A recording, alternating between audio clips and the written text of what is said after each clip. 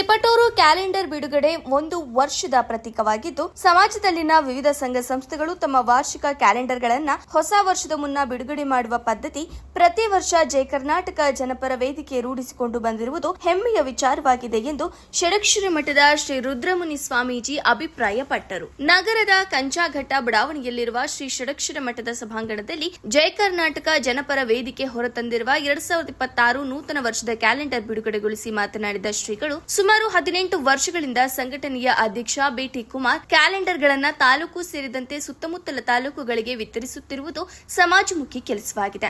ಸಂಘಟನೆಯು ಇನ್ನೂ ಹೆಚ್ಚಿನ ರೀತಿಯಲ್ಲಿ ಕಾರ್ಯನಿರ್ವಹಿಸಲಿ ಎಂದು ತಿಳಿಸುತ್ತಾ ಶುಭ ಹಾರೈಸಿದರು.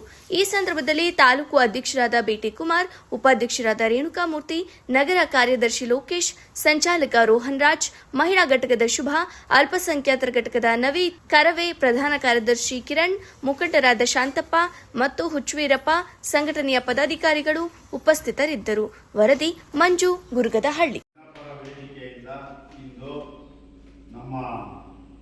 ಸನ್ಮಾನ್ಯ ಶ್ರೀ ಬಿಟಿ ಕುಮಾರ್ ಅವರ ಅಧ್ಯಕ್ಷತೆಯಲ್ಲಿ ಈ ವರ್ಷದ ಹೊಸ ವರ್ಷದ ಒಂದು ಕ್ಯಾಲೆಂಡರ್ ಅನ್ನ ನಾನು ಬಹಳಷ್ಟು ಸಂತೋಷದಿಂದ ಬಿಡುಗಡೆ ಮಾಡ್ತಾ ಇದ್ದೇನೆ.